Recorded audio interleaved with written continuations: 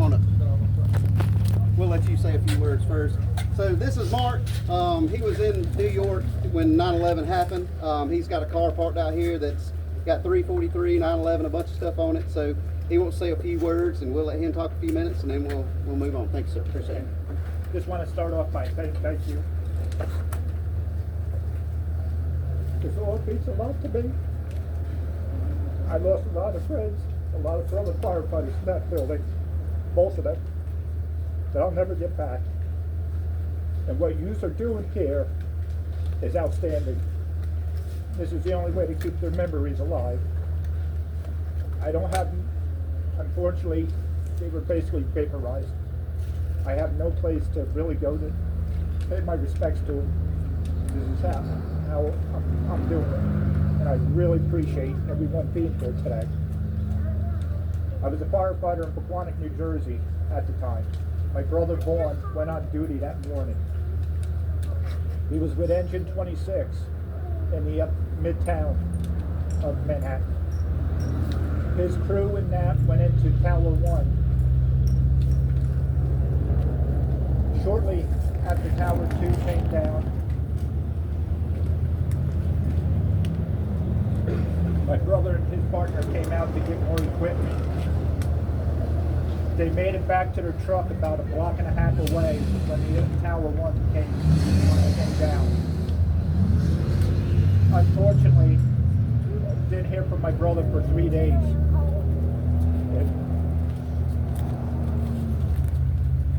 I hate to put it this way, but it was hell for 3 days.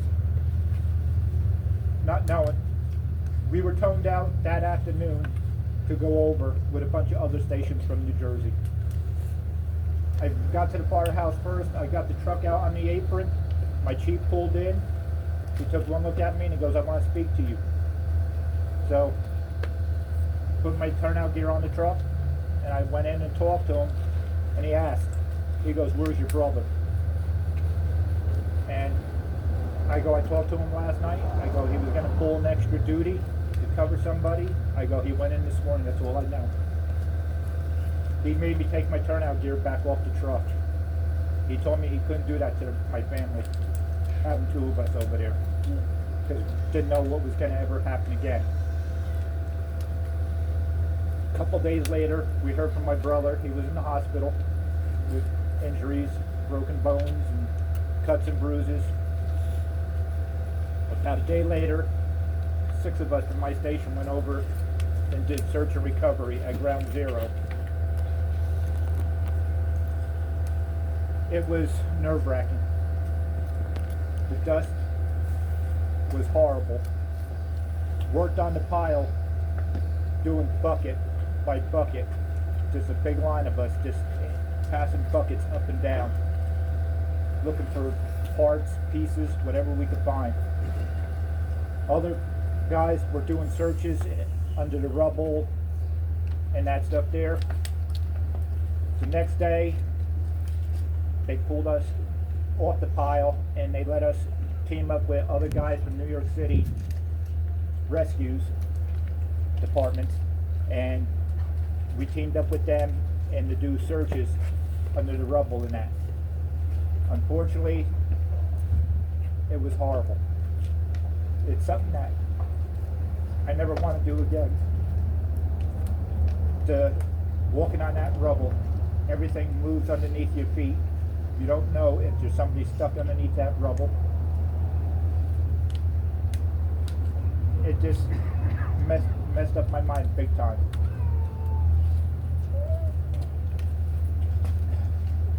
I was hoping, I told a couple of the family members of my friends that I wasn't going to give up looking, that I was going to find one of them, but there was nobody. There was nobody. The people that they found alive and that stuff there, and ones that was deceased, were either under trucks or somewhat away from the building.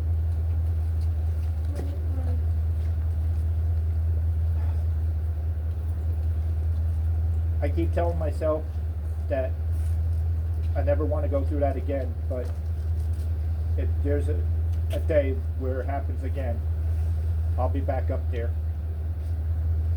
I mean, these guys, when I would go to my brother's firehouse on the weekends, Friday nights, Saturday nights, these guys treated me like I was one of them. I mean, these guys lived for what they did. And I know a couple of them would get mad at me when I would call them heroes. They don't consider themselves heroes.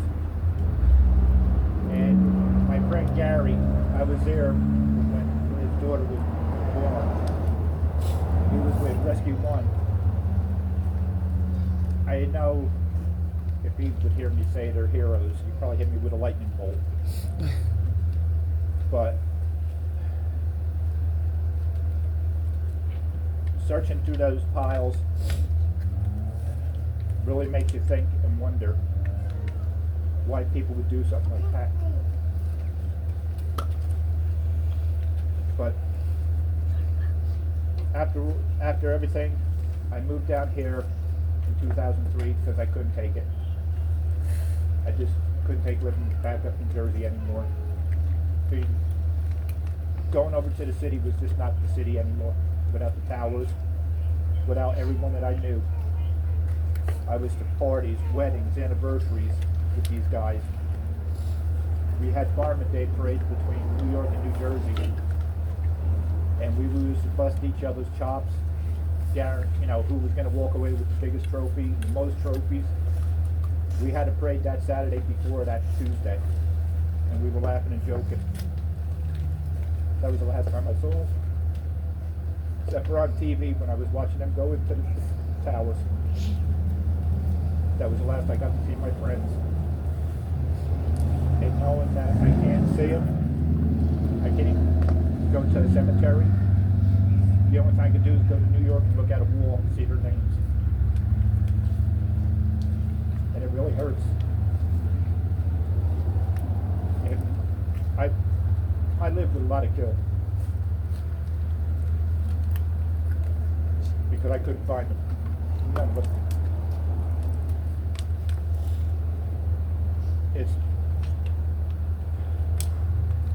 It's really hard to explain to that being in that area, seeing those fire trucks being crushed like they were, twisted. I mean, just alone with the pile, you had to watch your step wherever you stepped. Because if you fell into one of those pockets, there was no hope for you. Because the debris was so loose in those piles. But I really appreciate what you guys are doing today. You guys could be home with families, sitting watching football games and that stuff there, but you'd rather be here. And that means a lot to me. Means a lot to the families. And I was talking to a couple of guys that I was good friends with back in the city, and they all appreciate you too, what everybody's doing throughout the country. It's hard. I mean, for those guys that did survive coming out of those buildings, when they go to a high rise, I'm pretty sure it runs through their minds what's going to happen. Unfortunately, I have dealt with a lot of illnesses from 9/11.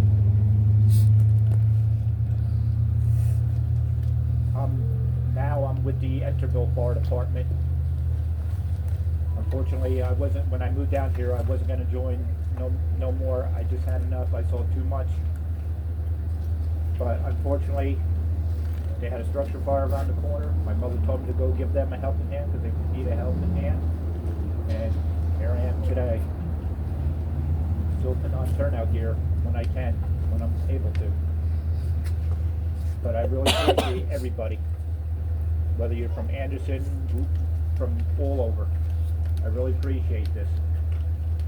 And I know the guys from New York really do too.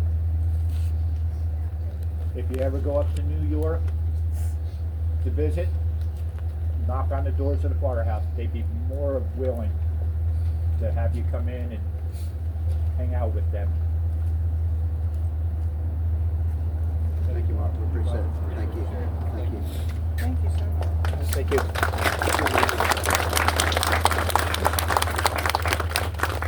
So as everybody heard firsthand, we know why we're here, right? And we do call them heroes still, right? So, and everybody is walking with a hero. So it's, but no, I mean, none of us consider ourselves heroes when we're doing something for what we're either paid to do or volunteer to do or just do, because we know we do it for the right reasons. But everybody is walking with somebody today, somebody that, like you said, didn't go home to their families. Not only was the 343, we had police officers, we had firefighters, we had tons of just regular citizens that never came back home. There's a lot of young kids here, and hearing Mark's story, I know helps them out. Yes, sir. Also, not only did we lose 343 in the towers, Yeah. but we also lost 360 guys after. Yeah. And counting. And counting, yeah. Yeah. Yeah, and I know they're still counting from stuff like you said, from sickness and everything else that happened from the time after. So, but like I said, a lot of the younger kids, hopefully they teach it in school now and they learn about it. But if not, we want to do this every year just to keep it in everybody's memories why we do what we do every year. So appreciate everybody coming out. Hopefully we'll keep getting bigger and bigger. I know at one time we were close to 500, I think, wasn't we? Then we hit COVID and kind of went down, and we've been trying to get it back up every year since. So I appreciate it. I hope we got a lot of people lining the roads waiting on us. I'm Greg Elgin, by the way. I didn't say I'm Assistant Chief at Rock Springs. Kevin Brooks, he's over here, Chief. Chief Brad Manus from Belton Fire. Everybody knows we're going to Belton Fire. You want to go over some ground rules for take off? Yeah, we're gonna try to stay as together as much as we can. We've got the sheriff's office escorting us into town. We're gonna stay in this far right lane all the way to town, and then of course we're gonna be in one lane on Anderson Street as we get into the city. So if everybody just kind of stay to the edge of the road, watch out for each other. We'll be on VTAC 11 for those of you that have a radio. If you have any emergencies, anybody's having a medical condition, or if you see something traffic related, by all means, share that over the radio so we can get you some help. Once we get it down to the station, you'll see Honey Path ladder truck. They'll have their aerial up. We'll take the right down to Zion Street, and everybody that crosses will finish by ringing the bell at the fire station, and then you'll hang your lanyard onto the cross. So just make sure you do that. That's kind of our ceremonial ending. We've got water at the station. I'm pretty sure Larry Kirby's got some set up along the way at Memphis